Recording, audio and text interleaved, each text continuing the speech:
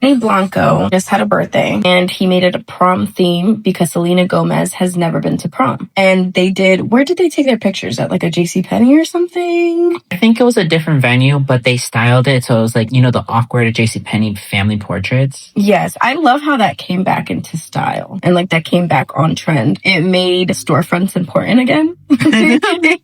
Going back to this prom idea of him doing like this whole big grand gesture for Selena, I think she could capitalize on this and she could do like a prom palette or like some type of prom installation for Rare Beauty because this is prom season right now. So I think this would make sense for her to do because Rare Beauty has a lot of high pigmented products. And as I'm looking through prom looks, even today, I still see a very dramatic look. A lot of dresses are very shiny, very like mermaid styled, very pearly. And Rare Beauty, I think, is perfect to do like a prom palette because I don't know too many beauty companies right now or makeup companies that are dedicating specific launches to prom, which I find crazy because when people say it's wedding season, they have wedding looks, but I don't see wedding or like prom palettes. So I feel like she would be one of the first to do it. And it's funny because we always see that with like movies or like, for example, Ariana Grande did the Wicked palette and that has been pretty big for her and Rem Beauty. With this whole prom theme, I think it would just be cool because the first person that I can think of, when I think of TikTok, you obviously go with like trending things that are going on, things that are very like on theme. So with this whole prom installation within Rare Beauty, she can even use like the song from SZA, Prom. Speaking of SZA, doesn't she also have a makeup line coming out? Not exactly. It's a lip line. She's only releasing 3 lip glosses. The first one is Strawberry Jelly, In the Flesh, and Quartz. With SZA specifically, I do like the strategy of her release for it. She is having pop-up shops at every tour destination for her national tour. It kind of gives more of like an exclusivity feel to it. Although it is open to all fans, it's not like you have to buy a ticket to see her to get that lip gloss. It's pretty genius marketing around it. Speaking from like an artist perspective, a lot of artists get a bulk of their income through merchandise. So I think this is SZA's way of making her bag through the lip glosses. I think my only qualm with this is how many more celebrities are going into the makeup market? How many more celebrities are we going to see in the beauty market? Not saying that there's not enough room for everyone, but if you're not going in with something fresh and new, it feels very played out. The only one to do it that has been this big in makeup has been Rihanna. So it just seems like a Rihanna trend at this point of, oh, okay, I'm a singer, I should have a makeup brand. I should have some type of skincare line. You don't need to do that. Like, there are other markets for you to enter. And it's no hate to anyone who decides to go in this market. But if you're not coming in with something new, I don't think it's going to be successful. That's my hot take. And with this just being 3 lip glosses, like, I love SZA down as a singer, as an artist. However, this being her way of entering the market, I don't think it's strong enough. Now, her fan base, very loyal. So I'm not saying that it won't do well, but I don't think it will last as long. I don't think it's meant to last because the format of the way she's rolling it out, they're only being sold in the pop-up shops at her concerts. So this is more of a money grab, you think? Slightly. I think she is known for her lips. I think she's known for her like lip combos. So Brandon knows about lips.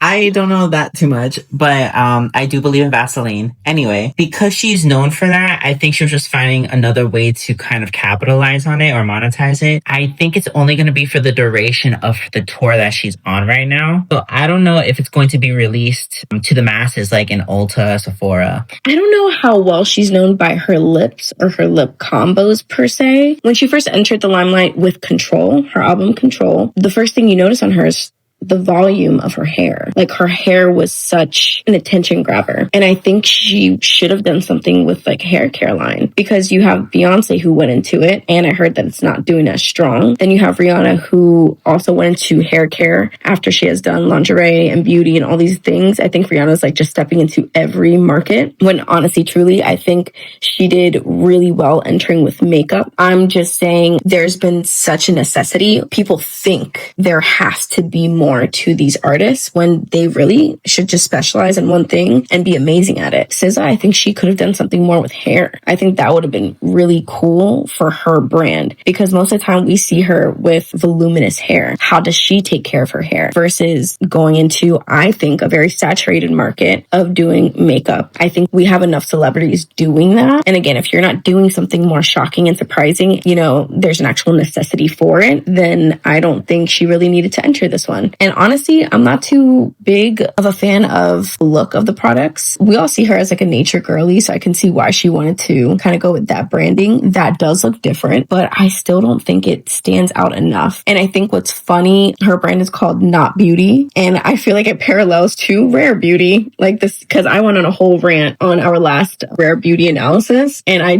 still stand by that statement no matter how many people came at me in the comments. Not Beauty is not a strong enough makeup line or lip gloss line, and she's very clever, so I wanted something a little more clever. In a business sense, you're just not her target market. I actually think I am the target market. I'm a fan of her. I love her. I love makeup, but somebody who also loves marketing, it's just not a strong product for me. Now, if you're a big fan of SZA, you stand by that woman no matter what. If you're like diehard for any of these artists, then you're the easiest to grab. I think that's her goal. With any artist, they are trying to appeal to their super fans. In a marketing or even business sense, it's not always necessarily about innovation, but it's also about, okay, to the people who have been the most loyal to me, I'm going to make something that they're going to be excited about. I definitely agree with that, because there's also people like me who have made the same comments. Hey, I don't think we need more makeup brands from our favorite like artists or celebrities, but I'm still going to try it because people are going to be curious and this is great content. These days, it's about how can you increase your frequency of being visible to everyone? How much can you release and how much will people consume? If they really truly are a fan of you, they're going to continue consuming. See, as a creative director, what I would have done is I would have teamed up with Selena Gomez. Selena Gomez, she does a prom palette, right? And this goes along with Benny and her doing this whole prom photo shoot for prom season. I think that would have been great, right? Benny Blanco has made music with SZA, has been in music videos with SZA. He contributed to the production of Nobody Gets Me. That's a great connection right there. And then they could go back to her most iconic album, Control, get those numbers up on Prom. I think that would have been the coolest collaboration if SZA wanted to go into some type of lippy or like lip gloss. A more innovative approach, or at least marketing. Each of her lip glosses were named after a song, and on each lip gloss, there's a QR code where it like links to the song. Kill Bill. The packaging could be black and yellow, but the color should be red. Kill Bill, so much blood. So I think that would have been a great name for like a red color or red lippy instead of the strawberry jelly that she went for. See, I'm hoping that with these lip glosses, they also taste like that as well, or at least scented. Actually, like you said, with the QR code, that would be really cool since she's having these lip glosses sold while she's on tour. It would be cool to have a QR code that gives her fans access to like a super sale or like the pre-sale of tickets or future pop-up shops. Or if you buy a lip gloss, you scan the code and you may win tickets to her next show. And actually, she had a Crocs collaboration, right? It should be all like in a bundle because they all look very like woodsy, very earthly. We did a whole Crocs analysis, so you can see the Crocs there too. While I love these merchandise opportunities for her, it's not recession friendly. The lip gloss, I think, are $23. For one?